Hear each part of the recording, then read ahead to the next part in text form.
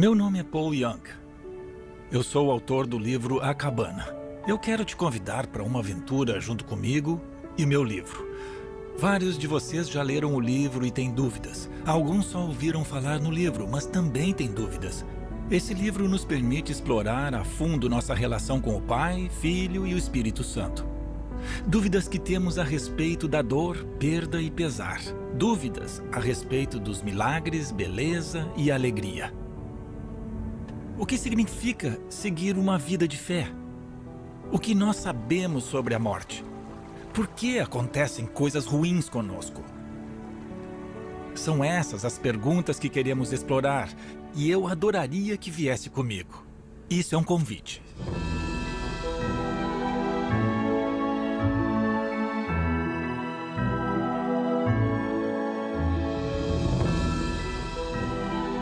A Cabana e seus segredos. Com Paul Young.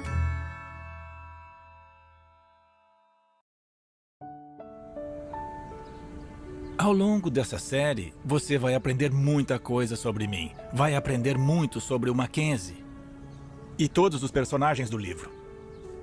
E prometo ser sincero com você sobre as partes boas, ruins e feias da minha história. Eu escrevi um livro para os meus filhos como presente de Natal, A Cabana. Quem iria imaginar? Eu não, nem minha família, ninguém mesmo. E o livro veio a ocupar o centro de uma grande discussão. Vou falar uma coisa, acredito que estamos à beira de uma reforma. Não é só um renascimento onde tentamos dar vida nova aos velhos sistemas e instituições, mas uma mudança radical na forma como a raça humana pensa. Nós temos que achar um modo de seguir em frente. E acho que a base está na relação entre o Pai, Filho e Espírito Santo. Em A Cabana e outras obras minhas, eu busco reinterpretar os teólogos, tornar o que eles dizem acessível para todos. São 3 os fundamentos que vai ouvir repetidas vezes. Deus é bom o tempo todo. Deus é bom o tempo todo. E também vamos falar bastante que Deus é um ser relacional. E, portanto, para nós que fomos feitos à imagem de Deus, os relacionamentos são essenciais para a nossa transformação. Fomos criados para sermos seres relacionais, e esse Deus que é sempre bom participa diretamente de nossos relacionamentos e de cada detalhe de nossas vidas. O terceiro fundamento é que cada um é importante. Eu acho que esse é um preceito único no universo das ideias religiosas. Cada um tem valor. Você se lembra das 3 parábolas? Uma mulher estava procurando a sua moeda. Ela a perdeu dentro de casa. A mulher procura sem parar até encontrar e depois dá uma grande festa para comemorar. A linguagem usada para falar da vela que ela acende se compara à linguagem usada para se referir ao Espírito Santo. A próxima parábola é sobre o pastor que sai em busca da sua ovelha perdida. Ele deixa as outras 99 para salvar a que se perdeu. O pastor é Jesus. E temos também aquele pai, como o pai que aguarda o retorno de um dos filhos, mas que também convida o filho religioso mais velho para se juntar àquela festa. O pai que não fica esperando pela confissão do filho, mas corre pela estrada para dar um abraço nele. E nessa história é o filho religioso que tem mais dificuldade de aceitar a incomparável, irrestrita, abrangente e infinita graça de Deus Nosso Senhor. Trata-se de um Deus que acolhe a todas as pessoas, que entra em nosso mundo e faz acontecer as coisas que mais importam para nós, para que possamos participar, para que possamos nos tornar plenamente humanos e vivos. Muita gente me pergunta se A Cabana é uma autobiografia. Eu acho que um escritor não produz uma obra de ficção sem se inserir nela de algum modo, mas escrevi esse livro para os meus filhos. E coloquei a minha história junto. Teve uma escritora de Nashville que me mandou um e-mail logo depois do lançamento, dizendo assim: olha, eu não sei nada sobre você. E ninguém sabia mesmo. Eu não te conheço nem nada, mas eu sinto que a Missy representa uma parte de você que foi morta na sua infância. E o Mackenzie é você, já adulto, tentando reconciliar toda a sua vida com essa perda. Ela acertou. Eu sou o Mackenzie e eu sou a Missy. Mas essa é uma outra história. Eu queria ler para você um trecho do prefácio. É logo no começo do livro. Mac está casado com a Nan há pouco mais de 33 anos, quase sempre felizes. Ele diz que ela salvou sua vida e pagou um preço alto por isso. Por algum motivo incompreensível, ela parece amá-lo agora mais do que nunca. Embora eu tenha a impressão de que ele a magoou profundamente no começo do relacionamento. Eu penso que assim como a maioria de nossas mágoas tem origem nos relacionamentos, o mesmo acontece com as curas, e eu sei que essa bênção não é evidente para quem vê de fora.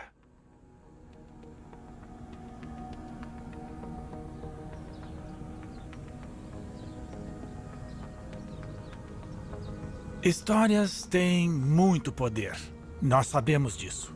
Nós sentimos isso. Eu acho que temos afinidade com histórias porque cada ser humano é uma história. Não é só ter a história. Somos as histórias. Acho que Jesus adorava parábolas porque elas eram histórias. Todos se lembrariam delas. Parábolas contam a verdade, mesmo que sejam ficção. Até uma piada é uma história. Principalmente se ela tem uma sacada no fim. Um homem vai para o céu. Pedro, o guarda dos portões do paraíso, vai falar com ele. O homem diz: "O que eu faço agora, Pedro? É só entrar?" Pedro responde: "Olha, depende. Depende de uma coisa." E o homem diz: "Ah, é? E depende do quê?" "Depende de quantos pontos você acumulou." "E de quantos pontos eu preciso?" "Você precisa de 100 pontos." O homem pensa: "Tudo bem." Então ele diz: "Bom, nos últimos 15 anos eu passei as noites de sábado no sopão comunitário, dando de comer aos necessitados." Pedro fala: "Ah, ótimo, isso com certeza vale 1 ponto." "1 ponto?" Pedro diz: 1 ponto, mais que merecido." O homem continua: "Eu fui pastor por 35 anos. Eu casei pessoas, enterrei pessoas, preguei a palavra de Deus." E Pedro diz: "Não sei não. Foram 35 anos." "Tudo bem, mais 1 ponto para você." O homem, preocupado, diz: "Essa foi a minha vida toda e só valeu 2 pontos?" Nessa hora, ele vê entrando outro homem da cidade dele. Era um bom sujeito, tinha uma cafeteria, mas era cristão de temporada, daqueles que vão à igreja só na Páscoa e Natal. Aí ele passa direto pelo Pedro e entra no paraíso. Então o homem diz: "Está me dizendo que aquele cara fez 100 pontos, Pedro?" E Pedro fala: "Não, ele não quis participar do jogo." Viu? Amamos uma boa história. E uma história como essa nos faz ir além, como diria C.S. Lewis, dos nossos dragões vigilantes. As parábolas entram em nossos corações de uma forma que muitas vezes uma pessoa que fica recitando dados e informações sobre teologia e doutrina simplesmente não consegue. Somos propensos a buscar aquilo que nos dá certeza, e é por isso que preferimos a religião aos relacionamentos. Achamos que levantar questionamentos é errado. Relacionamentos são cheios de mistério. Quem cresceu indo à igreja como eu sabe que a base de tudo eram os relacionamentos, mas eles ensinavam doutrina e teologia. Mas sabíamos que não era só isso. Tinha que ter mais coisas do que uma lista do que podíamos ou não podíamos fazer. Esse é o valor das histórias. Paramos de classificar as pessoas em categorias, os crentes ou não crentes. Todos nós caminhamos de acordo com nossa relação com Deus, com nós mesmos, com nossas famílias, nossas comunidades, nossos inimigos. E quando entramos na história de outra pessoa, ou na história das ações de Deus em nossas vidas, entramos em algo maior, algo mais refinado, algo de que sempre sentimos falta. Estamos falando de relacionamentos e de histórias. Os relacionamentos estão no centro de tudo. Estima-se no mundo atual, 75% da população de todo o planeta vivenciou algum tipo de traição ou perda, trauma de forma direta ou acidental. E quase todas as nossas perdas têm a ver com relacionamentos. Deus é um ser relacional. Por que isso é importante? Porque significa que Deus nunca está sozinho. E como fomos feitos à imagem de Deus, quer dizer que também nunca ficamos sozinhos. Convém dizer que a solidão é diferente de solitude, que é algo que faz bem. Solitude é tirar um tempo de tudo para pensar a respeito do mundo, de nós mesmos, da nossa família, nossos amigos. A solitude é um refúgio. É um lugar de descanso, de recarga de energia, de aprendizado em contato com o Espírito Santo no silêncio. Não é disso que estou falando. Estou falando de solidão, da sensação de que ninguém se importa, de que ninguém nos acha importantes. É estar sozinho no mundo, mas a verdade é que você nunca esteve sozinho. Deus nunca esteve sozinho. Deus nunca fez absolutamente nada sozinho.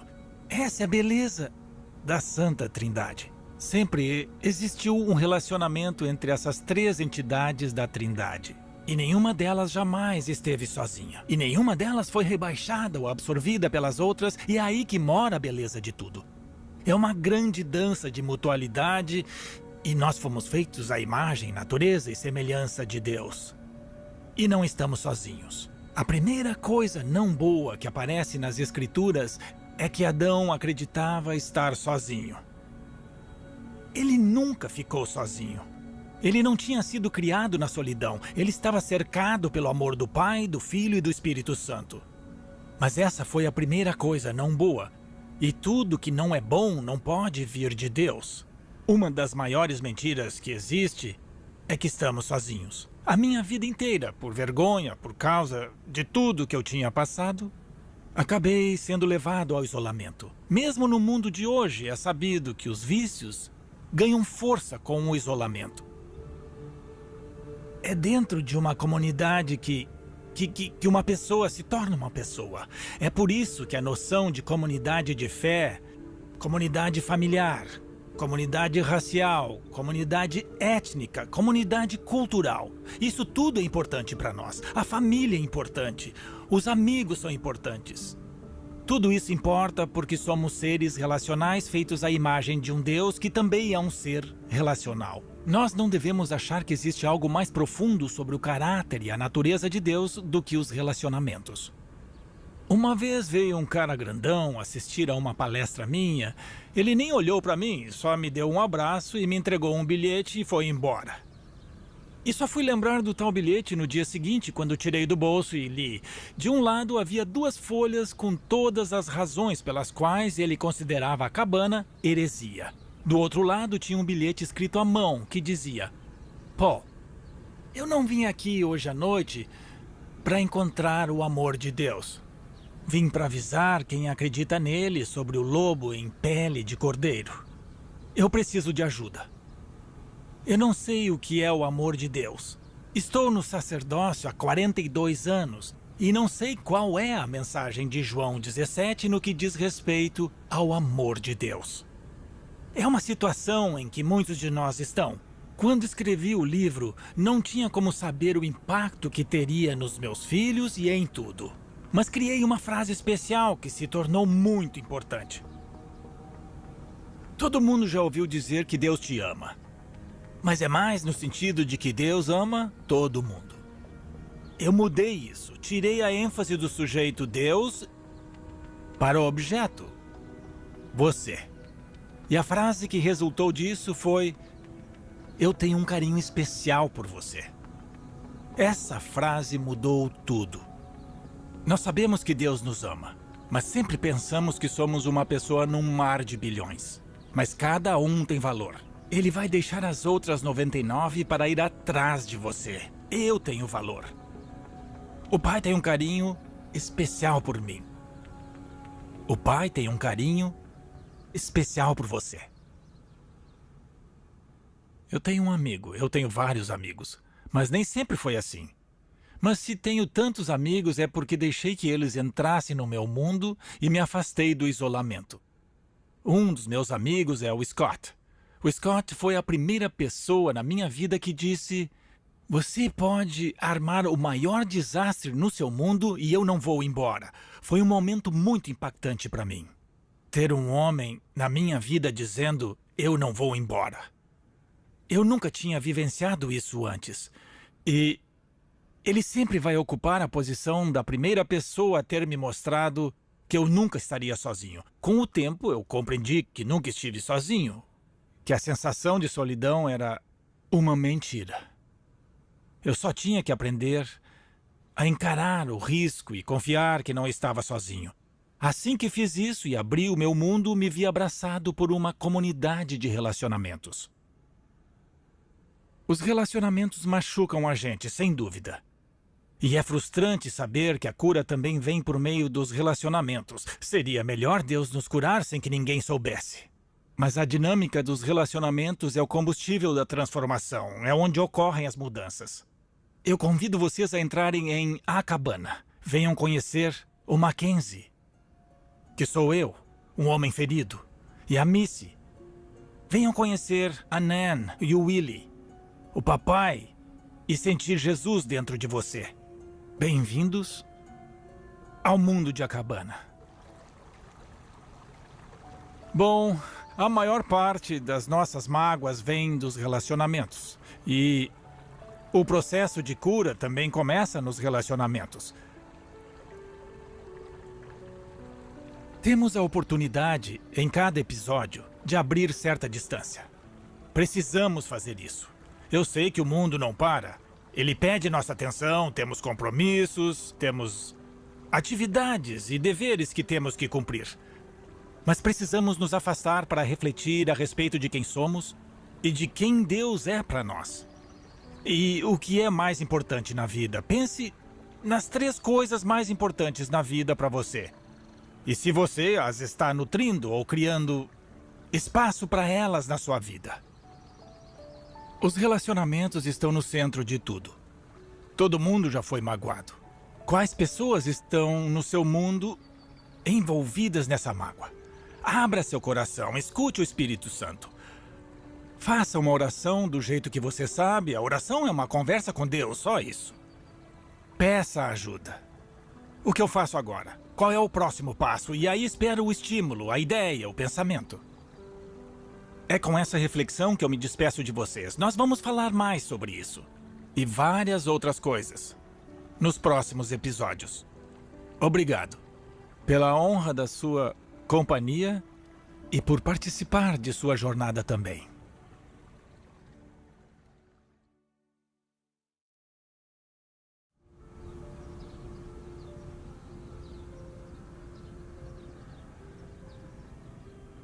É sempre impossível apreender Deus, compreender Deus, ainda mais diretamente.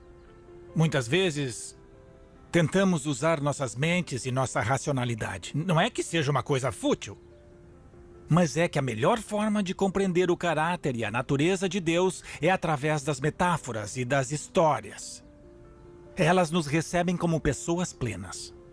Essa é a metáfora de A Cabana.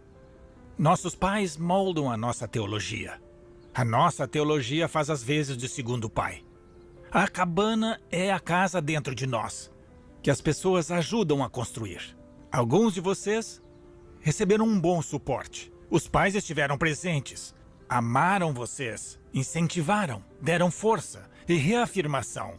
Para alguns de nós, a casa interior é habitável, é um lugar agradável, mas para muitos de nós, é só uma cabana. E essa cabana é uma casa onde habita nossa alma, nosso coração. Para alguns de nós, ela está arruinada.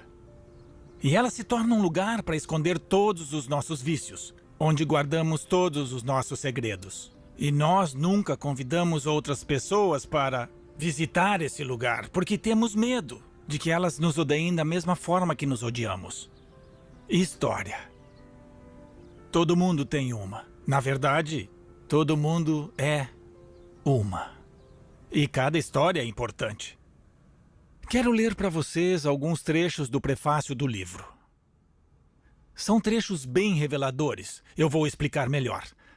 Mais tarde, Mac ficou sabendo que elas, no caso a mãe dele e as irmãs, tinham sido mandadas para a casa da tia May para que o pai tivesse liberdade para ensinar ao filho rebelde uma lição sobre respeito. Durante quase 2 dias, amarrado ao carvalho nos fundos da casa, ele foi castigado com um cinto e com versículos da Bíblia sempre que o pai se recuperava da bebedeira e deixava a garrafa de lado. O Mac me disse uma vez que quando era mais novo falava o que vinha à mente, mas admitiu que boa parte do que falava era um mecanismo de sobrevivência, para esconder as mágoas. Ele geralmente acabava despejando a dor em todos que o cercavam. Dizia que levava jeito para apontar os defeitos dos outros e humilhá-los, enquanto mantinha o próprio senso de falso poder e controle. Nada muito agradável. A última parte é tão Quando eu era mais novo, tipo eu tenho 1,67, eu não sou muito alto, perdi praticamente todas as brigas em que entrei. Mas aprendi a esconder as facas nas palavras. Podia deixar um homem enorme de joelhos, apunhalando ele com a linguagem adequada. E além disso, eu também tinha conhecimento teológico. Então levava Deus no bolso para fortalecer minha habilidade de machucar os outros. Era um mecanismo de defesa por causa da dor que eu tinha sofrido. Meu pai não chegou a me amarrar a uma árvore e me bater por 2 dias. Mas alguns amigos meus sofreram isso. Passaram por isso. Meu pai não era alcoólatra, mas era viciado na vida do sacerdócio. E toda a dor dele, toda a perda dele, se converteu num tipo de abuso de disciplina e raiva. Acho que foi Leanne Payne que disse: quem não se confessa não se cura. Temos que aprender a falar sobre nossas maiores tristezas. Temos que deixar alguém entrar nesse espaço. Fomos criados para viver em comunidade, não fomos criados para viver sozinhos. Nós precisamos começar a correr o risco de contar a verdade, de falar tudo que é real, de reviver nossas histórias, de voltar às nossas cabanas e falar das tristezas. Eu queria falar um pouco mais sobre meu pai. A família do meu pai, ele era um dos filhos do meio, era disfuncional. Minha avó morreu aos 39 anos, após passar alguns anos em um manicômio. E foi aí que meu pai ficou órfão. A maior parte dos filhos foi para as fazendas. Eles viraram peões de fazenda ainda adolescentes, morando no celeiro e vendo as famílias reunidas pelas janelas. Uma vez ouvi meu pai dizer a um dos irmãos: vai ver que é por isso que eu tenho tanta raiva. Aos 14 anos, meu pai fugiu para trabalhar em uma madeireira na Colômbia Britânica. E vocês sabem como as madeireiras da época eram lugares ótimos, felizes. Isso aos 14 anos. Aos 18, 2 irmãs o levaram a um retiro espiritual. O que mudou a vida dele? Ele saiu da madeireira e foi direto para o seminário na região central do Canadá. Foi lá que ele conheceu a minha mãe. Eles se casaram. E ele viveu 1 ano como pastor itinerante em Alberta. Eu nasci em Grand Prairie, Alberta. Quando eu tinha 10 meses, juntamos nossas coisas e nos mudamos para o Planalto da Nova Guiné, no outro lado do mundo. Foi lá que eu cresci. Como podem ver, meu pai não tinha sido preparado para ser pai. O pai dele havia destruído isso. E o pai do meu avô havia destruído o meu avô também. E esse legado tinha sido mantido. E isso virou parte da minha história. Meu pai era assustador. Ele vivia zangado, e eu não sabia o porquê. Mas eu sabia que a culpa era minha. Ao longo de toda a minha infância, ele reduziu minhas emoções à não existência. Eu parei de chorar. Eu jurei que nunca na vida alguém me veria tão vulnerável de novo. Eu herdei a teologia do meu pai, que era a cara dele. Um Deus distante, indiferente, furioso e decepcionado a maior parte do tempo. E justo, apenas o Deus justo podia ficar zangado. Eu não tinha permissão de me zangar. E esse Deus distante era capaz de dar surras no próprio filho para ficar de bem com as outras pessoas. Jesus me salvou. Ele me salvou de Deus do Pai. E eu sempre senti que, enquanto Jesus ficasse entre mim e o Deus que meu pai representava, eu ficaria seguro. Meu pai tinha muito pouco a oferecer. Ofereceu o que tinha.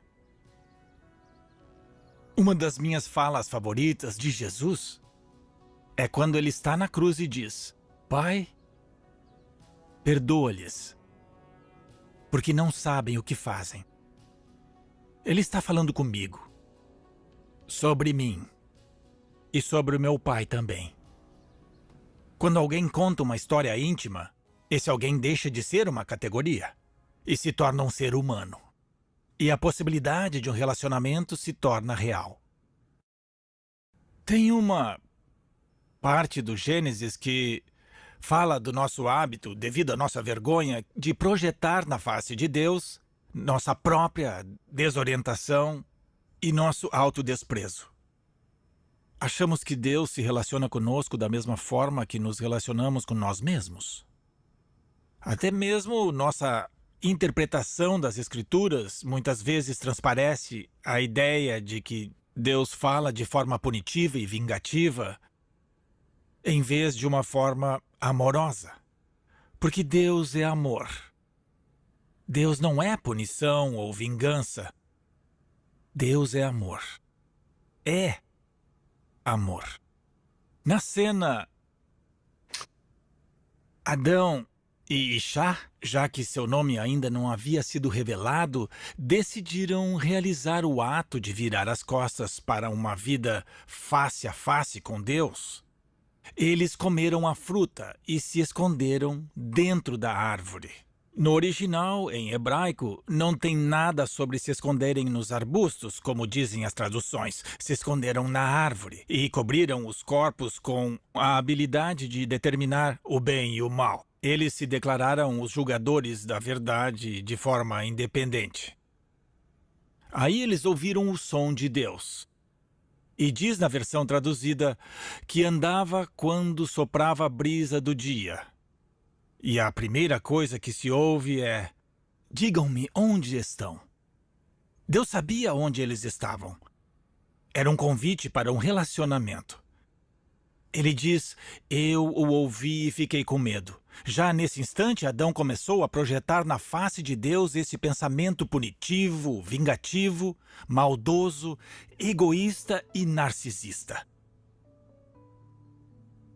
Eu estava com medo e com vergonha, pois estávamos nus. Eis que vem a fala. Deus diz: quem lhe disse que estavam nus? Muitas vezes lemos essa fala com um senso de desgosto ou apreensão moderna que sentimos de nossa mortalidade, nossa humanidade, nossa sexualidade, e achamos que há algo de errado para Deus estar mencionando o fato dos dois estarem sem roupas. Mas esse não é o ponto da questão. Deus está dizendo: quem lhe disse que estavam nus? Eu disse. Vocês deveriam estar vivendo expostos, a céu aberto, fracos e frágeis. Vocês dois só estão se cobrindo por causa da sua habilidade de determinar o que é a verdade, o que é bom e o que é o mal. Quem disse tudo isso? Fui eu que disse. Ficar exposto é uma coisa boa. O Espírito Santo vem para convencer. Essa palavra em grego significa expor. Nós não fomos criados para viver escondidos dentro de nossas mentiras, dentro das ilusões que inventamos. Fomos criados para viver de forma aberta e face a face com o Pai, o Filho e o Espírito Santo. Esse é o relacionamento em que podemos confiar todas as coisas que escondemos, todos os segredos que nós temos. Fomos criados para vivermos nus e sem nenhum tipo de pudor. Outra grande tristeza da minha vida começou antes de eu ir para o internato. O abuso sexual começou dentro da cultura tribal, dentro do que eu considerava a minha família, antes dos meus 5 anos de idade. Não há nada mais destrutivo e desolador para a alma humana do que o abuso sexual. Eu tinha 6 anos quando fui para o internato. Nas primeiras noites, os meninos mais velhos levantavam de suas camas e molestavam os mais novos. Isso se tornou parte da minha realidade. E eu me fechei. Eu tinha que fingir. Eu tinha que ser alguém aceitável. Eu sabia já aos 5 anos que havia algo de errado. E aos 6 anos, a sensação era tão forte que eu tinha virado, até certo ponto, um predador. É possível deturpar o coração de uma criança. Uma grande tristeza, o abuso sexual, minha relação com meu pai. E o que eu fiz? Filho primogênito de um missionário, filho do pastor, eu me tornei um ator. Por isso a religião me atraiu. Ela me deu uma lista de regras que, se eu conseguisse seguir, talvez eu pudesse ser digno do afeto do meu pai. Talvez eu pudesse conquistar o afeto de Deus. E eu fiz o seguinte: eu detestava minha cabana. Eu detestava quem eu era. Então eu peguei algumas tábuas da minha cabana e construí uma fachada, uns 100 metros à frente, como nos filmes. Tipo uma superfície falsa. Parece que tem uma construção no lugar, mas é só um compensado sem nada atrás. O bom das fachadas é que você pode adaptá-las conforme vai observando as expectativas dos outros. Então eu me tornava outra pessoa, dependendo da situação. Mas isso não me protegeu dos vícios. Eles persistiram. Isso não me protegeu dos segredos. A fachada era como eu me apresentava para o mundo. Eu mudava quem eu era dependendo do público que estava diante de mim. Eu não sabia como viver de dentro para fora. A vida para mim era vivida de fora para dentro. E eu trabalhei pesado nisso. Eu tinha uma camada fina de perfeccionismo nessa encenação, que escondia um oceano de vergonha. Minha ideia era que se eu fizesse tudo direito, se eu pelo menos pudesse atuar perfeitamente, quem sabe um dia eu viraria um menino de verdade. Nossos segredos definem como estamos mal. E a minha cabana era cheia deles. Quando alguém entra na nossa vida e nos oferece carinho, bondade, graça e perdão, não acreditamos, porque ela não conhece nossos segredos. E aí nós ficamos num beco sem saída. Eu não posso te contar nada porque você vai pensar que eu sou exatamente o que eu já acho que sou. Um ser insignificante que não vale nada. Mas se você me oferece uma ajuda que pode me manter vivo, eu não aceito porque você não conhece meus segredos. Essa é a cabana. Essa é a fachada. E para curar uma mágoa, é preciso voltar à cabana. É preciso se dar conta de que Deus está naquele lugar e não na fachada. Nossos segredos definem como estamos mal. Precisamos lidar com nossos corações partidos se queremos nos tornar seres humanos plenos. Não dá para ignorarmos a cabana. Nós temos que entrar nela. Os últimos anos foram, como posso dizer, extremamente peculiares. O Mac mudou.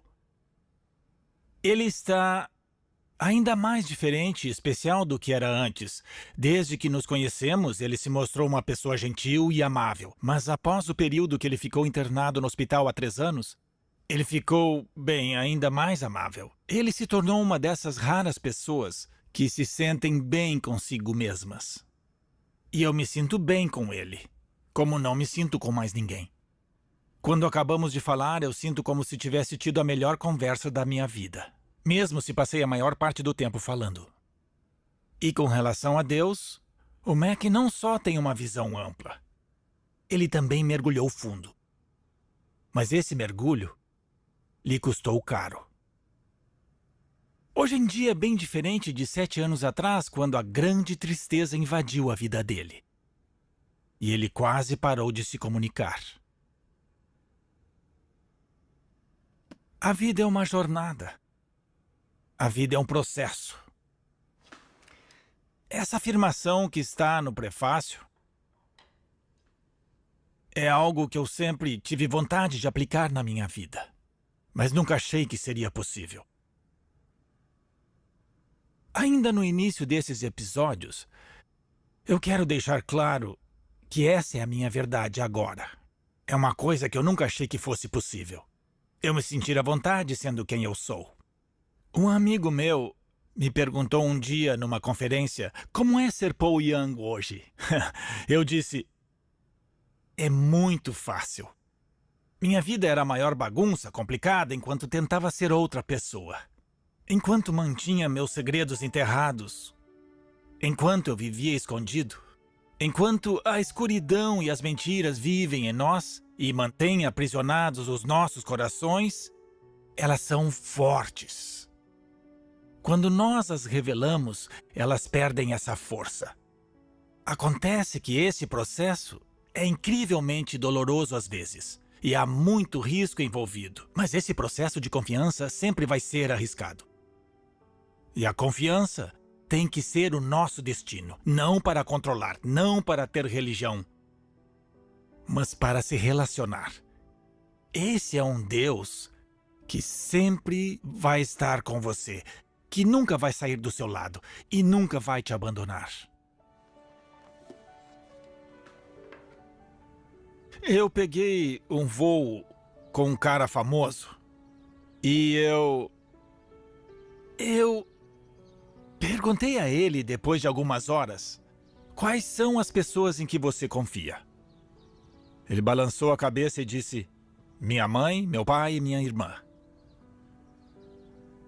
O Mac está deitado no pier com Jesus, observando as estrelas e rindo, até que finalmente o pesar toma conta dele e ele diz, eu me sinto tão perdido. Aí ele sente uma mão segurando firme a mão dele e Jesus diz para ele, eu sei, Mac, mas eu estou aqui e eu não estou perdido. Qual o poder dos segredos em sua vida? E quem você deixou entrar? Você acha que guardar segredos é mais seguro do que revelá-los? Reflita sobre o poder que os segredos exercem em sua vida. E nos vemos no próximo encontro. Há muitas coisas em A Cabana que não são o que aparentam ser. Por exemplo, o prefácio foi escrito por Willie, e muita gente presume que seja eu. Meu nome é William Paul Young, mas ninguém me chama de William. Minha família e meus amigos sempre me chamam de Paul. Eu sou uma das 4 gerações de William e nenhum de nós usava esse nome. Quando eu escrevi o manuscrito, eu fiz uma piada. Escrito por Mackenzie Allen Phillips com William P. Young. Eu criei a identidade do Willie com base no pai da Kim. Ele morou com a gente por 17 anos. O nome dele é Willard e nós o chamamos de Willie. Eu queria ler para vocês mais um trecho do prefácio. Vocês vão notar que tem um elemento mais jocoso, porque o Willie não era realmente um escritor. Eu o usei como uma espécie de experimento em literatura. Mas muita gente achou que o Willie existia de verdade e tinha escrito o livro.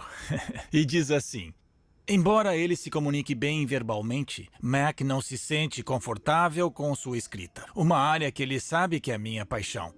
Por isso, ele me pediu para escrever essa história em seu lugar, para meus filhos e para Nan. Ele queria uma narrativa que não só expressasse a eles todo o amor que ele sentia, mas que os auxiliasse a entender tudo o que acontecia no seu mundo interior. Você conhece o lugar.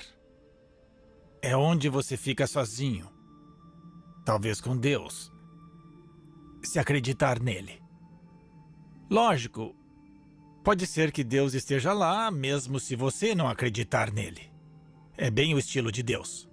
Ele não é chamado de grande interferidor à toa. Grande interferidor. C.S. Lewis criou esse termo. Um Deus que não se resigna a lavar as mãos e nos deixar continuar na nossa tristeza, nossa desorientação, nossa cegueira.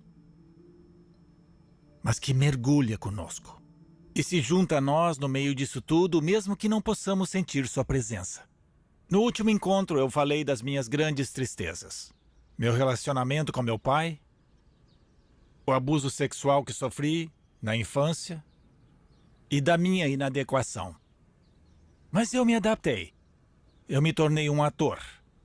E eu era realmente bom nisso. Eu não pensava que fosse porque eu era esperto ou porque eu era criativo que eu tinha sucesso. Eu achava que enganava as pessoas. Ninguém sabia da minha história, ninguém sabia dos meus vícios, ninguém sabia meus segredos. Eu fui contratado por uma igreja grande para trabalhar com os jovens e com adultos entre 20 e 30 anos. A igreja se tornou uma referência em Portland. Eu estava tendo sucesso por fora, mas estava vazio por dentro. Uma noite chegaram 3 moças. Uma delas era Kim. Ela estava com 2 das 5 irmãs. Eu nunca tinha visto lá, era a primeira vez que ela tinha ido. Aí eu imediatamente mudei a atividade que eu tinha planejado para que nos reuníssemos em duplas e orássemos um pelo outro. O poder corrompe. Mas foi assim que conheci a Kim. Viramos bons amigos. E alguns meses depois, acho que ouvi Deus sussurrar no meu ouvido. Case com a Kim. Eu achei que era uma ótima ideia. Mas a gente nem era namorado, então eu pensei em como propor isso. Bom, eu não sabia como amar as pessoas. Eu era todo estragado por dentro. Mas eu tinha ouvido que devia me casar com a Kim. Então eu bolei um plano para pedi-la em casamento durante uma festa. Quando nós voltamos de uma viagem, eu convidei um monte de amigos e escrevi um cartão com frases bonitas para cada um deles. Sentamos em um círculo de umas 15 pessoas e a pessoa tinha que ler o cartão em voz alta sem ter lido antes. Eu pus o cartão da Kim virado para baixo porque no dela estava escrito: "Quer casar comigo?" Homens podem ser idiotas. Achei que daria mais certo pedir em grupo. Cada um leu seu cartão e quando chegou a vez da Kim, ela abriu e começou a ler. Quer casar? Se ela estivesse aqui, ela diria o que passou na cabeça dela naquele momento, que foi o seguinte: se eu disser não, ele nunca vai refazer o pedido. Mas se eu disser sim, eu posso voltar atrás. Como não amar essa mulher? Nós nos casamos 11 dias depois. A Kim salvou a minha vida. Mas eu trouxe muito peso para a nossa união.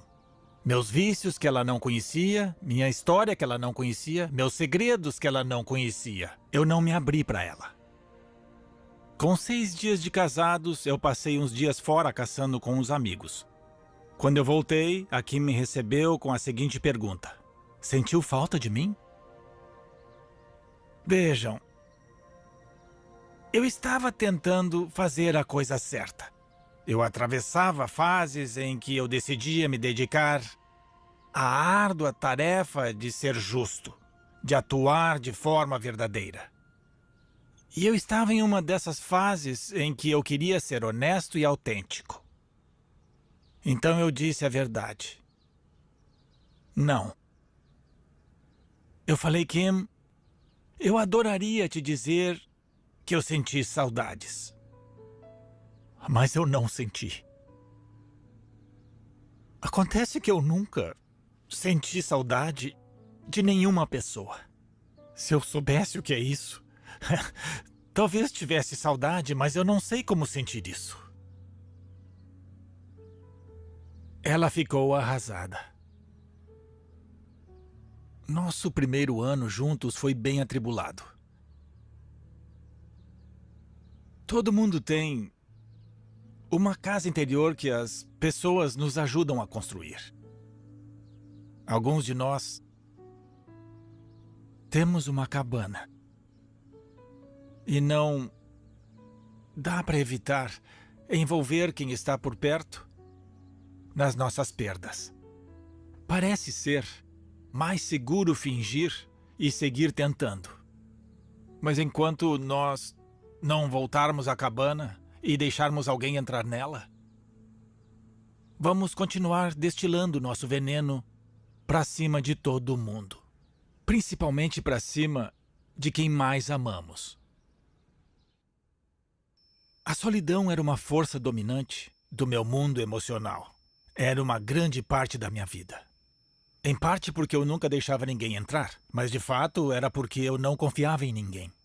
E tinha separado minha mente do meu coração, pois meu coração estava partido. E eu me norteava pela minha mente. Por isso eu sabia como virar qualquer discussão contra os outros. Eu sabia como transferir a culpa, e eu vivia afastando os outros de mim. Eu sentia na pele o que era essa solidão. Eu lembro quando eu estudava no seminário, que ficava no interior do Canadá. Eu saía à noite para caminhar ao lado da ferrovia. O vento soprava forte. E eu sabia que o barulho era tão alto que ninguém ia me ouvir gritar. Então eu gritava, gritava, gritava. E gritava.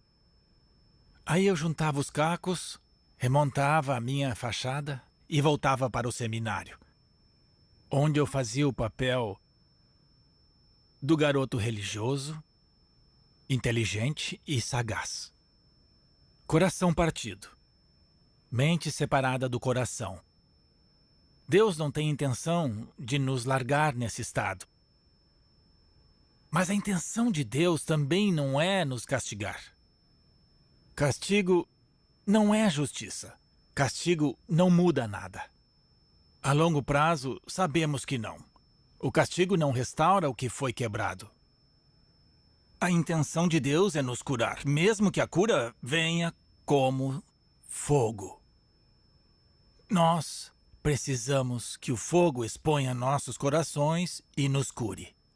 O fogo tem poder restaurador. O fogo purifica. Deus é um fogo consumidor. Há algumas datas em nossas vidas que são mais importantes que as outras. 4 de janeiro de 1994 é uma dessas datas para mim. Eu recebi uma ligação só com uma frase da Kim. Eu estou te esperando no seu escritório. E eu sei de tudo. O que a Kim sabia é que eu estava tendo um caso há 3 meses com uma das melhores amigas dela. Nessa altura, eu tinha que tomar uma decisão. Devo falar com minha esposa? Ou devo fugir? A única forma de fugir dessa conversa era o suicídio. Essa era a decisão que eu tinha que tomar. Para alguns de nós, o suicídio é a forma derradeira de fugir de tudo. É um jeito de evitar chegar ao fundo do poço. Até hoje, eu não sei como eu consegui ir para o outro lado da cidade para entrar no escritório e encarar a fúria da minha esposa. Eu costumo brincar que me casei com a ira de Deus. Felizmente, eu acredito que a ira de Deus também é o amor de Deus. É o fogo que arde furioso com tudo que está errado, mas que também tem o poder de carbonizar todo o lixo. Não há nada que justifique o adultério. E olha que eu tentei justificar o meu comportamento para mim mesmo. Lembrem que eu tinha uma fachada, eu era um ator. e estava envolvido em uma atividade de consequências devastadoras. Eu comecei a pensar que talvez a Kim acabasse morrendo. E que esse podia ser o amor que finalmente iria demonstrar ao mundo como era o amor de verdade. Sabe, era uma forma de insanidade. Como o adultério deve ser. Se eu sentisse amor pela outra mulher, eu nunca teria feito isso. Se eu amasse a Kim nessa situação, eu nunca teria feito isso. Não há justificativa alguma. E parte do processo de cura implica em assumirmos os nossos erros.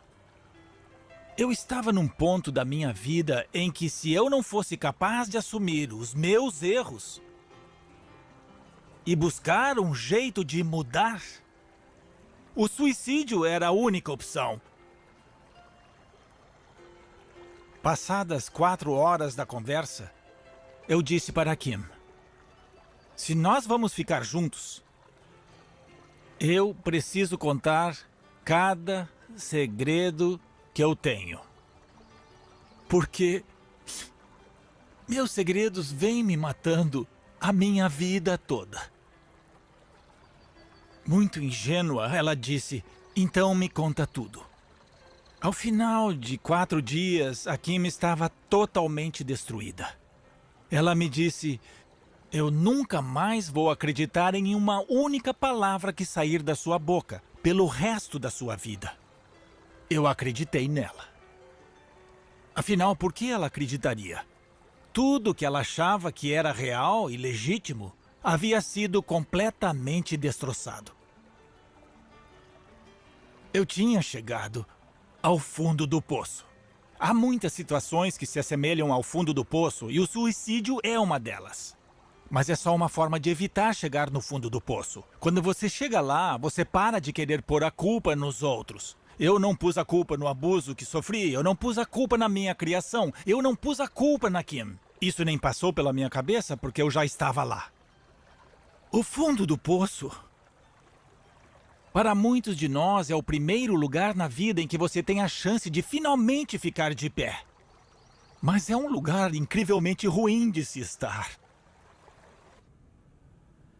O fim de semana que o Mackenzie passa na cabana representa 11 anos. 11 anos para Kim e eu nos curarmos. O livro é muito autobiográfico. Eu não sei se um escritor é capaz de fazer uma obra de ficção sem se inserir nela. Eu sou o Mac. Eu agora vou ler um trecho do prefácio do livro. Mac está casado com a Nan há pouco mais de 33 anos, quase sempre felizes. Ele diz que ela salvou sua vida e pagou um preço alto por isso. Por algum motivo incompreensível, ela parece amá-lo agora mais do que nunca. Embora eu tenha a impressão de que ele a magoou profundamente no começo do relacionamento. Eu penso que, assim como a maioria de nossas mágoas tem origem nos relacionamentos, o mesmo acontece com as curas. E eu sei que essa bênção não é evidente para aqueles que vêm de fora. Agora você sabe a história por trás da história. Outro sinal de que você chegou ao fundo do poço é que você para de tentar manipular o mundo à sua volta. Uma das formas para eu abrir mão do controle foi ligar para completos desconhecidos. E pela primeira vez na minha vida, eu pensei em fazer terapia. Eu marquei um horário e fui até lá. O Byron, que é meu amigo até hoje, foi quem me recebeu e disse: acho que conheço o cara ideal para você. E ele me apresentou a um homem que se tornou um grande amigo meu, o Scott Mitchell. Eu sentei na frente do Scott e disse: Scott, minha vida acabou. E pela primeira vez na minha vida inteira eu disse essas 4 palavras: você pode me ajudar? Eu continuei: eu não quero alguém que me pergunte como eu estou me sentindo. Eu quero alguém que me diga como mudar da água para o vinho. Porque se eu continuar do jeito que eu estou, já era. Você pode me ajudar? E o Scott sorriu e me falou: posso. Mas vai demorar 1 ano e meio. Eu disse: eu topo. Ele disse: tá, sei. Aí eu falei, Scott, eu nem sou capaz de reconhecer quando eu estiver curado. Eu só vou embora quando você disser que estou curado. Eu me coloquei em uma posição onde a possibilidade de confiança era a única saída para mim. Eu cansei de tentar me virar sozinho e manipular minha jornada de cura. Então eu dei o primeiro passo, um dia de cada vez, um momento de cada vez, e me empenhei. Parte da devastação do abuso sexual é que é um mal que aniquila os limites internos da pessoa. E quando você se depara com outra pessoa que não tem esses limites, a coisa fica perigosa. Mas o Scott e eu trabalhamos nisso e, de repente, pela primeira vez na minha vida, eu senti um limite surgir no meu interior, uma barreira interna capaz de dizer não. Foi aí que eu liguei para Kim, chorando feito um bebê, dizendo: Kim, eu tenho limites dentro de mim agora. E ela respondeu: tá bom, sei, claro. E ficou só nisso. Eu causei o sofrimento. Eu não tinha o direito de determinar um prazo para a cura dela. Eu não tinha o direito de exigir uma reconciliação ou mesmo perdão. O perdão fazia parte da reconciliação, mas no caso seria entre ela e Deus. Eu não podia fazer nada naquele momento. A Kim e eu levamos 11 anos para nos curarmos. Eu achei que nunca fosse acontecer. Esses 11 anos são representados pelo fim de semana que Mackenzie passa na cabana. Em meio às ruínas, eu encontro o Pai, o Filho e o Espírito Santo, que começam a desmistificar as mentiras em que eu acreditava sobre Deus, sobre mim mesmo, sobre o mundo, e começam a arrancar a podridão e o veneno que contaminava minha cabana, minha alma e meu coração estilhaçado, para então reconstruir tudo. Eu tinha que voltar à cabana. Sabe o que eu precisava descobrir?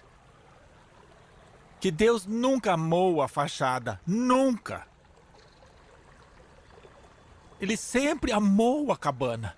Com toda a devastação, com toda a vergonha, com toda a culpa, mesmo com todo o meu autodesprezo e o ódio próprio. Porque era eu. O meu coração. Era a minha alma. E Deus me amava profundamente. Sem essa visão religiosa que eu tinha tentado mostrar a Ele e ao mundo. Dentro da minha própria cabana, eu descobri que não fui abandonado, que sempre fui agraciado por um afeto incondicional. Pelo amor e pela graça de Deus, nossa única esperança em Jesus.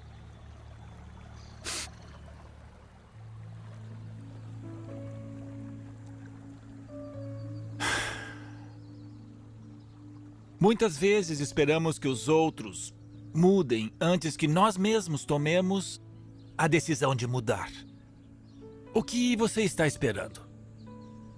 Reflita. Chegou a hora? Você está a ponto de desistir? Você está achando que nada vai mudar? Você pode. Não desista. É como diz a música da banda Joseph: não desista. É melhor morrer do que viver uma mentira. Queime a bandeira branca.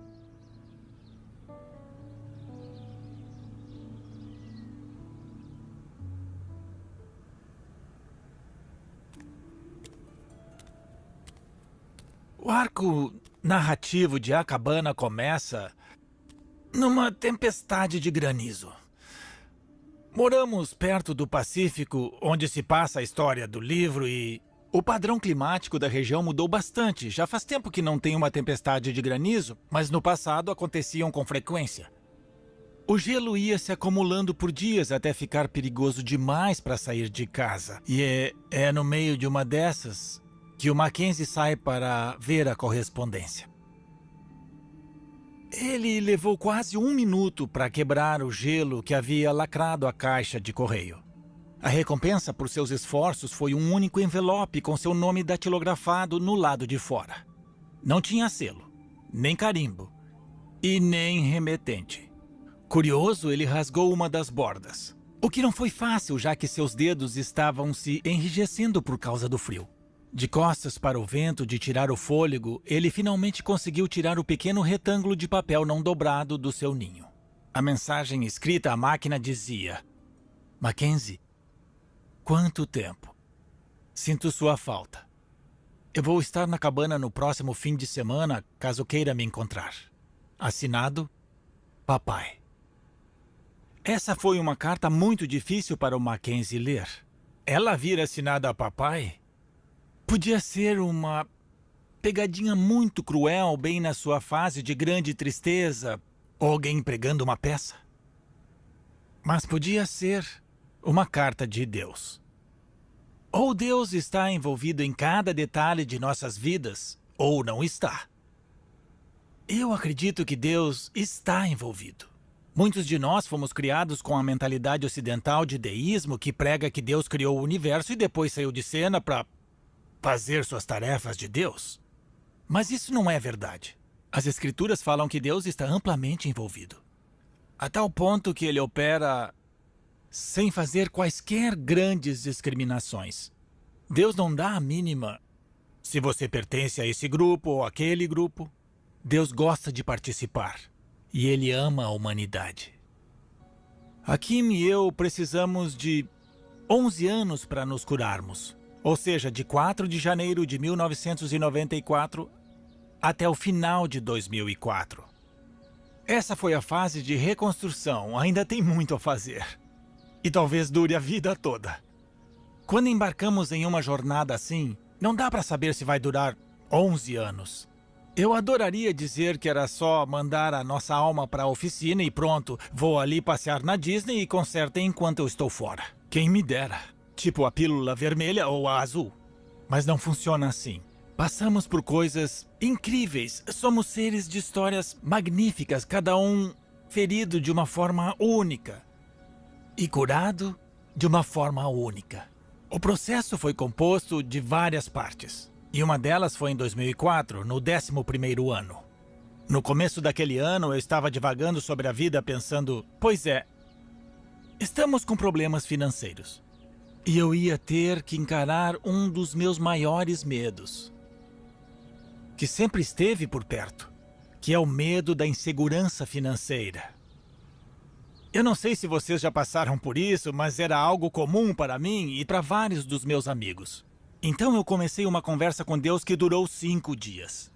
Como é possível, Deus, eu ter confiado a você durante a vida todas as nossas finanças e sempre termos altos e baixos, altos e baixos? Assim que eu disse, como é possível ter confiado qualquer coisa a você? Eu devia ver que estava inventando desculpas baratas. Mas nós ficamos tão perdidos nas nossas justificativas que nem reparamos nas prisões que nos confinam. Pois, no 5º dia, eu ouvi: Paul, você está pronto para escutar? Por que acha que eu passei 5 dias orando para você? Pô, você nunca me confiou suas finanças, tá brincando? A casa em que você morou por 17 anos e que você diz para todo mundo que eu dei para você, eu não tenho nada a ver com isso. Assim que eu ouvi essa voz falando na minha cabeça, eu fiquei arrasado. Eu comecei a chorar feito criança, porque era verdade. Eu não confiei. Quando eu me vejo em uma situação adversa assim, uma coisa que eu aprendi a fazer foi arranjar um jeito de abrir mão do controle. O que é difícil, porque tudo para nós gira em torno do controle. Quando o medo invade a sua vida, você tem 2 opções: confiar ou controlar. E a razão para escolhermos o controle é porque não acreditamos que somos amados. Está em João capítulo 1. Nós não sabemos que somos amados, então nós cedemos ao medo. Eu tenho vários amigos legais na minha vida hoje. Nesses 11 anos eu deixei vários homens entrarem na minha vida, mesmo homens tendo me causado sofrimento. Isso foi parte do meu processo de redenção e cura, deixar que os homens entrassem no meu mundo. Então eu liguei para vários caras e eu disse: a situação é a seguinte. Eu sei que vocês amam a minha família e se importam comigo. Por favor, não tentem me resgatar. Naquele outono, 7 desses caras sentaram ao meu lado enquanto o condado leiloava a casa onde minha família tinha morado por 17 anos. Nós perdemos tudo, todos os bens materiais. Perdemos nossa casa, perdemos nossos carros. E em 2005 eu notei que eu era uma das pessoas mais saudáveis que eu conhecia. Eu não tinha mais vícios. E eu não estou falando só dos mais duvidosos, como pornografia. Eu estou falando, além disso, do vício de agradar ao meu pai. Ou de fazer coisas para Deus ver. Então, em 2005, estávamos morando em uma casa pequena, com 2 quartinhos e um banheiro. 2 filhos nossos conseguiram bolsa na universidade, então tínhamos 4 filhos conosco. A Kim trabalhava na padaria do colégio e eu ia todos os dias a pé para a estação pegar o trem para ir até um dos meus 3 empregos. E aí veio a felicidade e nos atingiu com tudo. Às vezes, a estrada para a cura do medo passa pelo próprio medo. Mas sabe o que descobrimos? Que o oposto do quero mais é o suficiente. O oposto do quero mais é o suficiente. E nós tínhamos o suficiente. Sobrava só uns 20 ou 30 dólares no fim do mês. Mas nós tínhamos o suficiente. Eu estava no trem indo para o trabalho, uma viagem de 40 minutos, e eu pensei, eu acho que eu já estou bem o bastante para isso. Este ano eu faço 50 anos. Agora eu me sinto bem o bastante para fazer o que a Kim vem me pedindo há anos. E foi no trem que eu escrevi a maior parte de uma história simples que eu ia dar de presente de Natal para os meus filhos. Porque eu não tinha mais nada para dar naquele ano. E eu chamei a história de A Cabana. Naquela tarde, sentado, é o Mackenzie falando, sentado entre 3 crianças que riam assistindo a um dos maiores espetáculos da natureza, seu coração foi invadido por uma alegria inesperada. Um crepúsculo de cores e padrões brilhantes se desenhava por entre as poucas nuvens que haviam permanecido, se tornando as artistas principais dessa apresentação tão única. Ele era um homem rico, pensou consigo, nos aspectos mais importantes. Com que frequência somos ricos no que realmente importa e nem nos damos conta? Isso me lembra uma história da Madre Teresa em que ela estava conversando com um bilionário norte-americano que tinha viajado para ver de perto o trabalho dela, ajudando os pobres e os desabrigados de Calcutá. Ele ficou tão impressionado que foi se encontrar com ela para doar uma grande quantia em dinheiro. Ela disse não. E ele ficou sem entender. Ele falou, eu quero participar, quero fazer algo em prol do reino de Deus, ajudar o seu trabalho. E ela disse, vá para casa e ame sua esposa. Às vezes estamos cercados pelo que realmente importa, mas inventamos alguma grande missão, uma grande ideia, envolvendo o que achamos que importa. E perdemos de vista o que está à nossa volta. Nós não precisamos ser gratos pelas dificuldades e pelas tragédias que vivenciamos. Mas podemos ser gratos pelas coisas boas, gratos pela bondade, gratos pelas bênçãos, pelas pessoas que nos acompanham e por esse Deus que constantemente surge em meio às circunstâncias para estar conosco. Talvez você ache que eu sempre quis ser um autor de livros publicados, mas isso não é verdade. Não era um desejo meu. Não estava nos meus planos. Eu escrevia quando criança para tentar trazer à tona o meu mundo interior. E depois de adulto voltei a escrever para presentear amigos e família. Escrevi uma história para os meus filhos de presente de Natal. Fiz 15 cópias na minha empresa.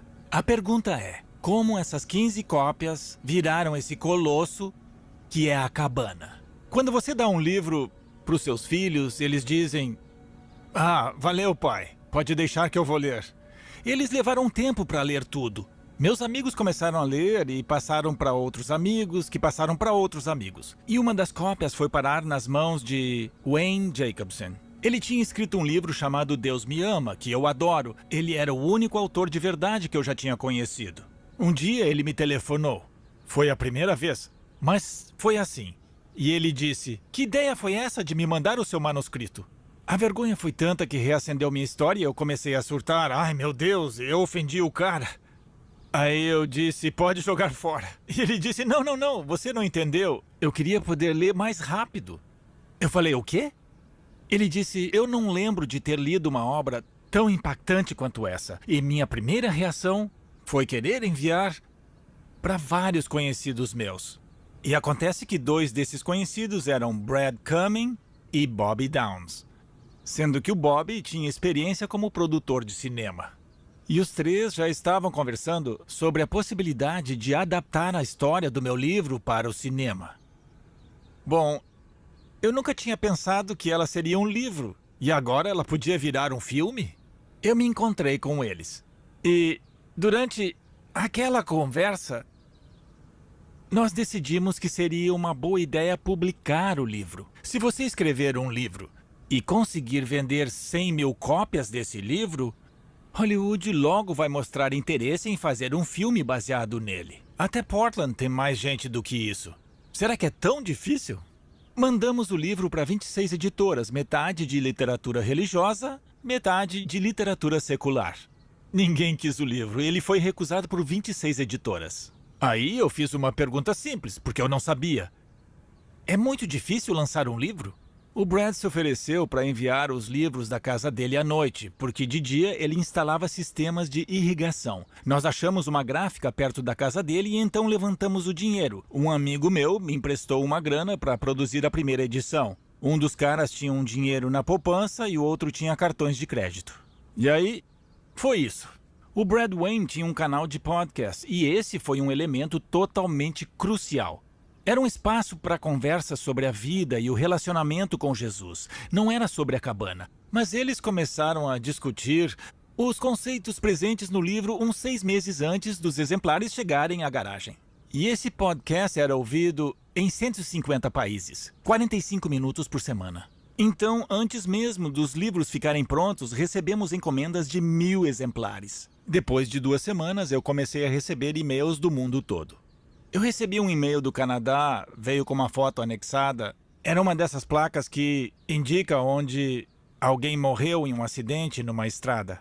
Era uma placa assim. No caso, o pai tinha saído com a filha para tomar um sorvete e o carro deles foi atingido por uma carreta. O pai e a filha morreram na hora.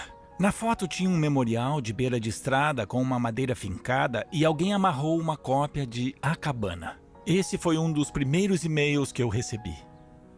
E eu comecei a receber e-mails não só de gente dizendo que tinha gostado do livro, mas de gente me contando sua história, dizendo: "Seu livro chegou na minha vida bem no meio da minha grande tristeza, ou da grande tristeza da família, ou da tristeza da minha comunidade." Nós vendemos 22 mil livros em 60 dias, e depois mais 33 mil em 30 dias. Foi aí que começamos a receber ligações das editoras que tinham recusado o livro. A Barnes & Noble nos contatou. Disseram: "Normalmente", e a essa altura boa parte das conversas começava com normalmente. Normalmente é assim. Eles disseram: "Nós cobramos caro para uma editora colocar seus livros nos lugares mais chamativos das nossas lojas. Vocês aceitariam que nós fizéssemos isso com o livro de vocês por 3 meses de graça?"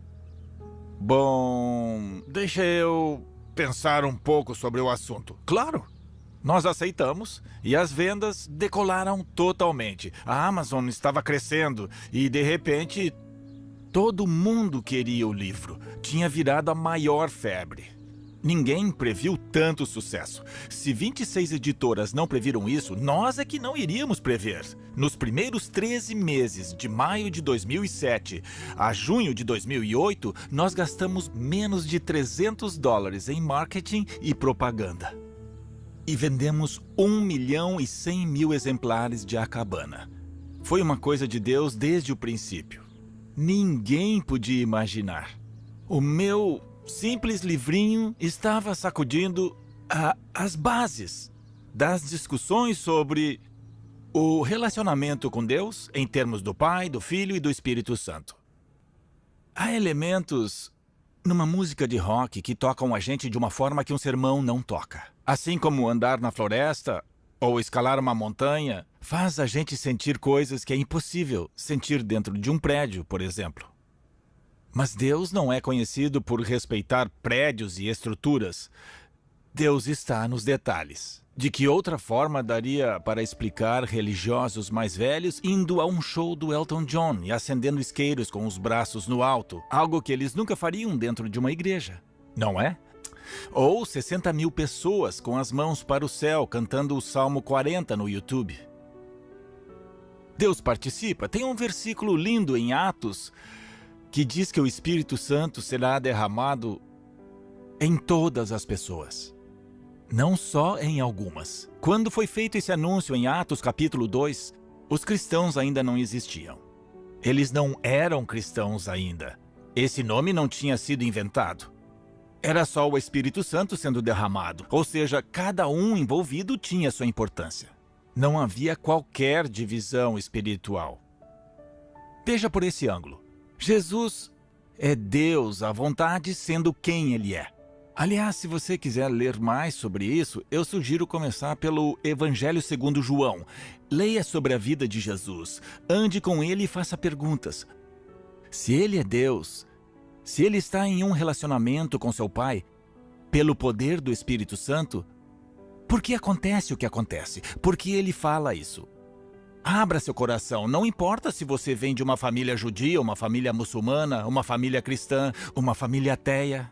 Existem elementos dentro dos evangelhos com os quais a sua humanidade vai se identificar. Porque Jesus não veio para fundar uma religião. Jesus veio para nos dizer como é, ou para mostrar, na verdade, o que é ser plenamente humano e cheio de vida. O sucesso e o fracasso trazem à tona o que temos em nós, mas eles são diferentes, são dois tipos diferentes de pressão. Eu creio que Deus é, em parte, o arquiteto por trás do nosso sucesso, sabendo que o sucesso vai trazer à tona coisas que o fracasso nunca traria. Foi o que aconteceu comigo. Eu tive que lidar com a condição de ter posses e me sentir culpado por isso, porque minha infância foi de filho de pastor, missionário, com mentalidade voltada para a pobreza e, sendo sincero, é mais fácil não ter nada do que ter muito, em alguns aspectos.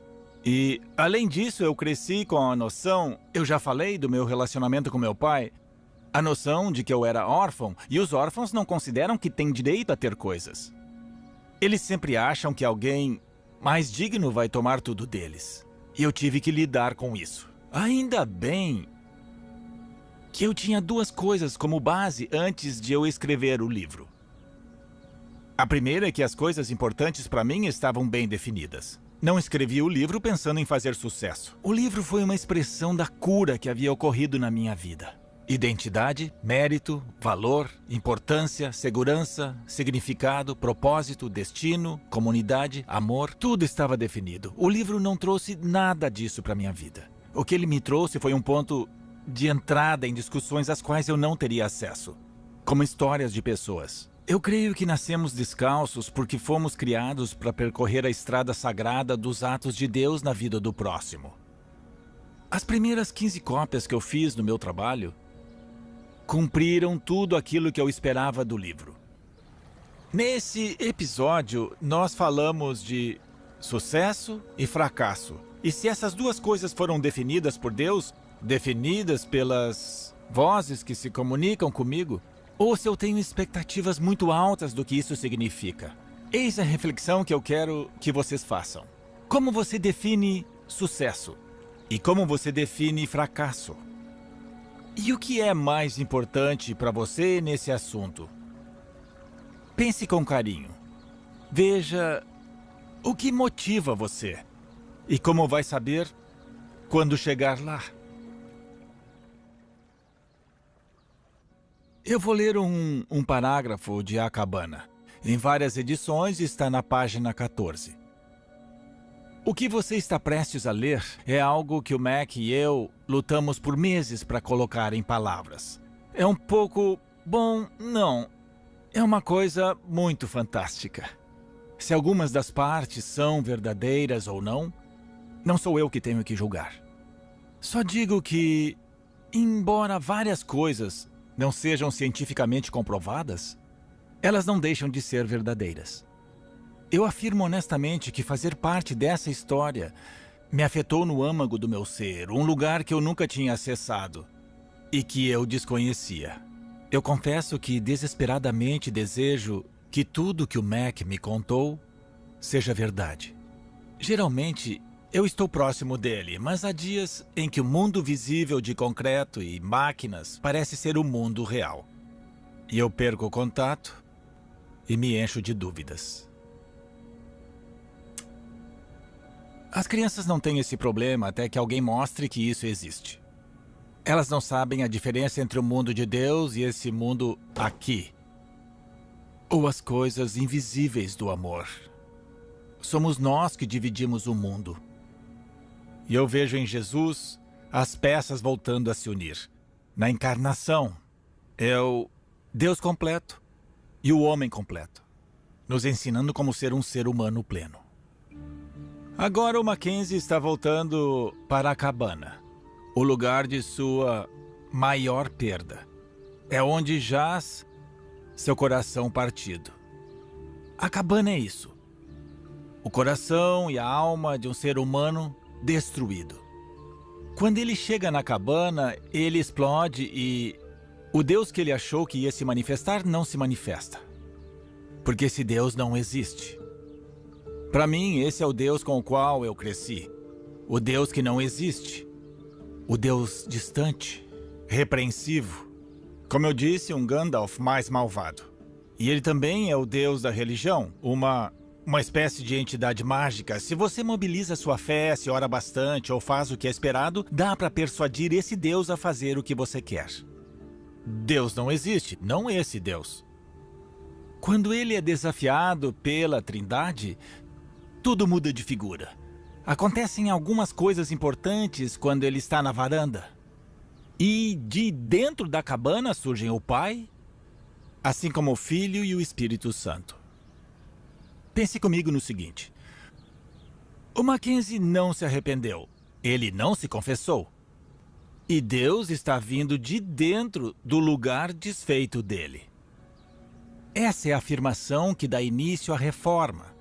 Calvino e Lutero, a declaração de que o perdão precede a confissão e o arrependimento.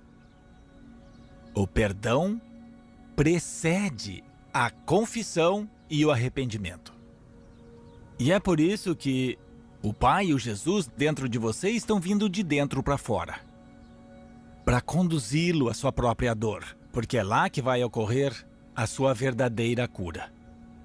Vamos falar um pouco sobre os três.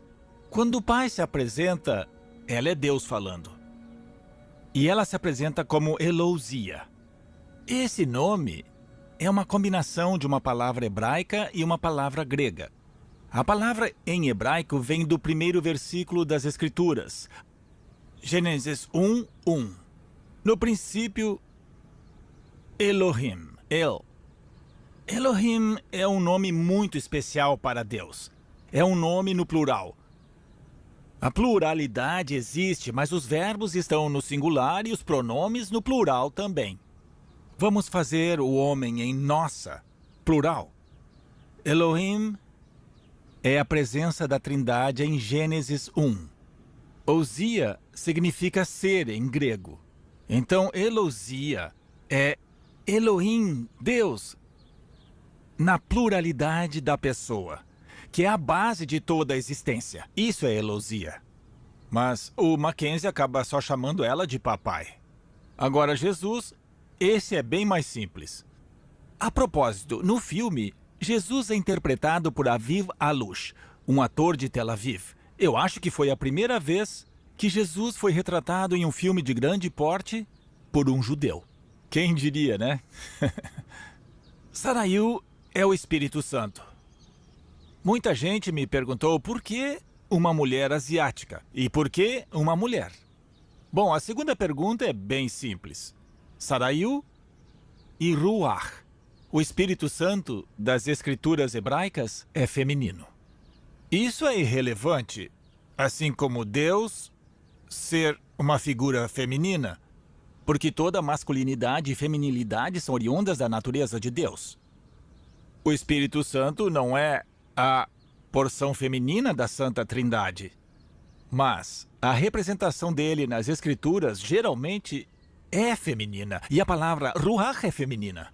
Agora vamos falar sobre a origem do nome, porque Sarayu não está nas Escrituras. Um dia eu estava indo de trem para um dos meus 3 empregos, escrevendo o livro. Quando cheguei nessa parte, comecei a quebrar a cabeça. Eu precisava de um nome para o Espírito Santo. Não dava para ser Papai, Jesus e o Espírito Santo. Eu cheguei no trabalho. Nesse dia, eu estava trabalhando para uma companhia de webconferências e eu recebi uma ligação. Era Gitika Prabhu. E ela falava da Índia. A empresa dela procurava uma alternativa para webconferências. E eu procurava um nome para o Espírito Santo.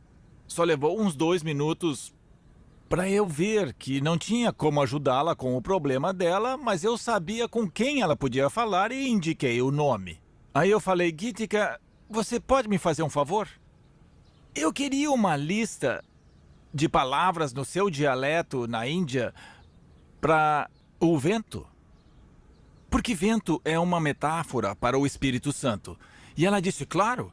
Aí ela me falou uma dúzia de palavras diferentes e imediatamente uma delas me chamou a atenção. Sarayu. Eu disse, que lindo.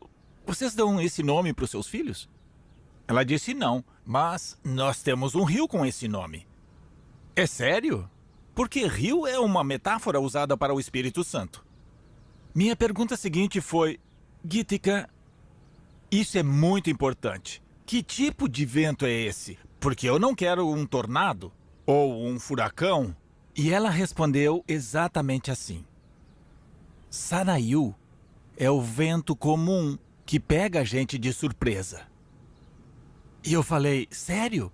E ela, sabe aqueles dias que faz tanto calor que você acha que vai morrer e aí de repente do nada vem aquela brisa que refresca o clima e muda tudo? Eu falei, eu sei. Eu estava tão feliz por ter um nome para o Espírito Santo. Foi daí que surgiu Sarayu. Então o Mackenzie agora se vê envolto em um mistério que ele não consegue compreender completamente. E ele está na cabana. Não faz ideia de que está ponderando dentro de sua própria dor, sua desorientação, sua confusão. E ele apoiado e cercado pelo amor do Pai, do Filho e do Espírito Santo. Ao fim do capítulo 4, o mundo do Mackenzie já foi todo destruído. Numa área selvagem do Oregon, foi achado o vestido da Missy sujo de sangue. Mas nada do corpo. Esses capítulos são os mais difíceis de ler para muita gente. Elas não aguentam ler por serem muito angustiantes. Eu vou começar a ler do finalzinho do capítulo 4. Apesar da raiva e da depressão, Mac sabia que precisava de respostas. Ele percebeu que estava preso. E hinos e orações não iriam ajudá-lo. Se é que ajudaram um dia. A espiritualidade fechada parecia não mudar nada na vida das pessoas que ele conhecia, com exceção da Nan. Mas ela era especial. Deus devia amá-la muito. Ela não era problemática como ele. Ele estava cansado de Deus e da religião de Deus, dos clubes sociais religiosos que não faziam diferença alguma e não promoviam mudanças reais. O Mac queria mais. E ele ia conseguir bem mais do que havia pedido. A religião pode ser útil e pode ser destrutiva. A religião tem uma capacidade de reforçar as mentiras em que acreditamos. Ela também traz grandes presentes como uma instituição humana. Você sabe que Deus não cria instituições. Deus entra nas instituições que nós criamos para construir pontes. Às vezes, nossa religião nos limita. A religião pode causar danos incalculáveis. Qualquer uma. Deus não veio fundar religiões. Nós que as fundamos para ter um instrumento que desse uma sensação de controle e que não envolvesse riscos de relacionamentos e confiança reais. Seria possível remover a trindade do cristianismo e nada mudaria. Nós perdemos a centralidade dos relacionamentos e a visão básica que Deus tem da humanidade refletida na encarnação de Jesus. Estamos cercados pelas mentiras que nós mesmos inventamos e das quais somos prisioneiros. E esse é um Deus que adentra nosso mundo como a verdade. Veja bem, a verdade não é só um conceito abstrato ou uma ideia. A verdade é uma pessoa. Então, por que a Trindade é importante? Como disseram uma vez, se tirar a Trindade da teologia cristã, 95% de tudo não mudaria. Isso indica que perdemos o fio da meada. Porque tudo se resume à multiplicidade da pessoa dentro do próprio ser de Deus. Acreditamos em um só Deus. Isso é verdade. Mas esse Deus tem 3 pessoas. E por que isso importa? Porque se não houver multiplicidade de pessoas, não existe base para o amor ou para um relacionamento. Tem que haver mais alguém.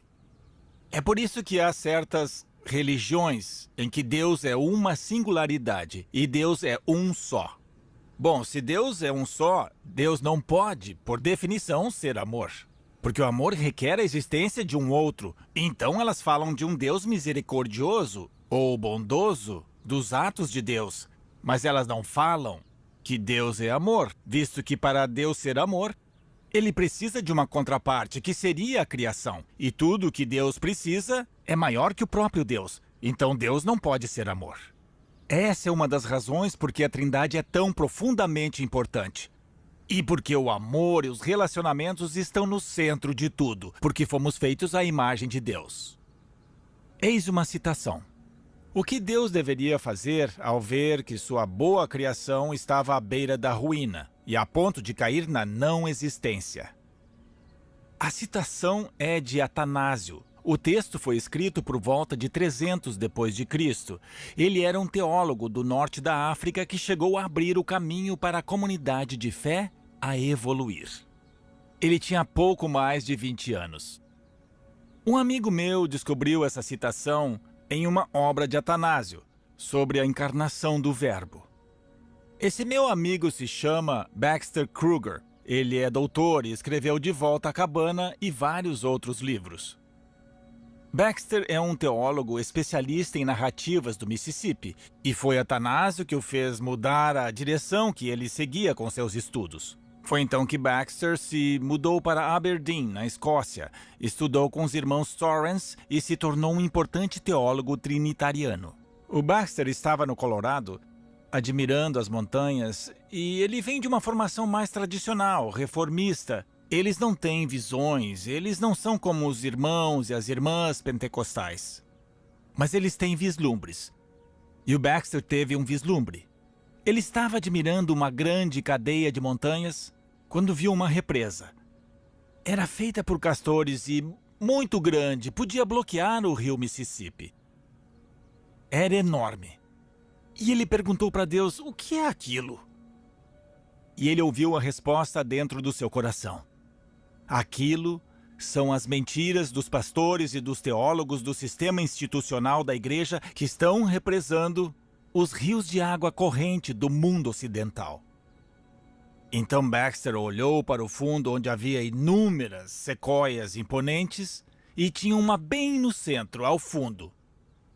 Baxter disse, e o que é aquilo? E a resposta foi: aquilo, Baxter, é a mentira da separação. O mundo ocidental está convencido de que ele está separado de Deus. A verdade é que nunca houve separação. Isso não passa de um mito. Se você tirar esse mito, a represa inteira vai ruir. Para muitos de nós, o Evangelho falava sobre separação. Essa era a suposição.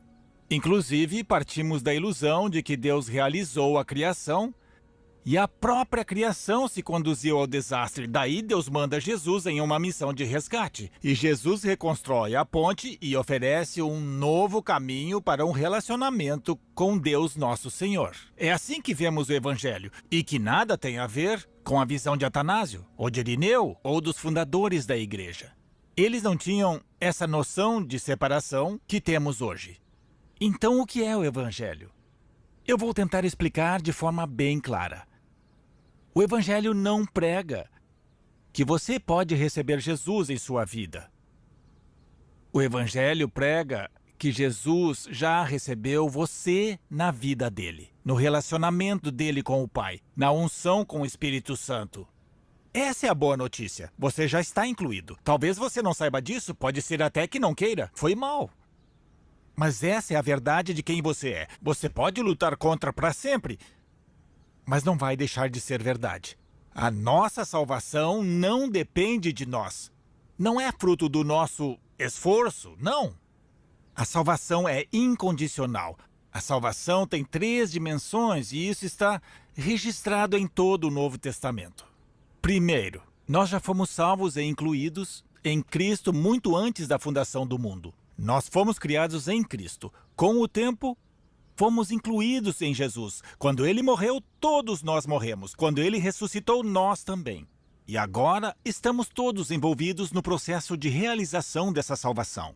Sozo, a cura do coração e mente, que reúne todos nós e nos integra como seres humanos. Essa afirmação é verdadeira e digna de aceitação total.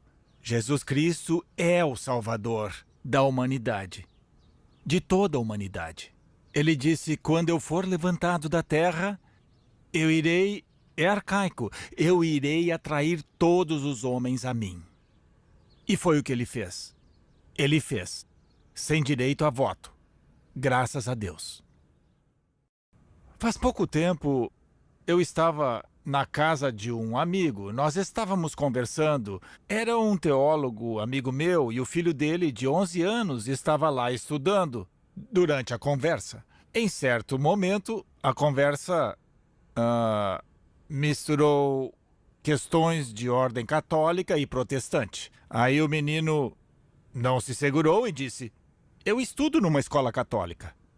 E eu tenho que falar uma coisa. Eu aprendi várias coisas boas sobre Deus lá na escola. Mas, conforme eu fui crescendo, começaram a falar das coisas ruins de Deus e agora eu estou confuso. Bom, os católicos não têm o monopólio na arte de tornar as coisas confusas, pode acreditar. A religião tem sido um obstáculo há muito tempo. Tem uma palavrinha da qual falamos como se lembrássemos o significado original, a palavra igreja. A igreja nunca, jamais, foi só uma instituição. Nunca foi aquela construção que fica na rua principal, com as torres e os sinos. A igreja é uma comunidade de pessoas que formam, em união, uma mulher a quem Deus ama, a quem Jesus também ama, e com quem Jesus pretende sempre ter um relacionamento cara a cara. É uma comunidade de pessoas, independente das torres, dos sinos e das paredes, que caminha na direção da autenticidade, da verdade, da criatividade, do afeto, da bondade, da graça. Isso é a igreja. Eu adoro os espaços sagrados. Eu adoro as expressões artísticas de fé. Mas todo o espaço sagrado, seja o prédio da igreja, o templo, a mesquita, a capela, todo o espaço sagrado serve para nos lembrar que todos os espaços são sagrados. Não existe mais separação entre o secular e o espiritual. Jesus unificou totalmente o universo. Porque tudo é espiritual. Porque tudo é humano. Tudo é importante. Se cada coisa é importante, então tudo é importante. Eu tenho uma pergunta. Como você descreveria o Evangelho? Você já me ouviu falar dessas boas novas? O que seriam boas novas para você? E uma pergunta em duas partes. Você acredita que a separação é uma mentira, como eu? E se não tem nenhuma separação, como isso mudaria a sua forma de viver? O Deus que te ama está constantemente presente na sua vida. Que mudanças isso traria para você? Bom, nós conversamos mais uma outra hora.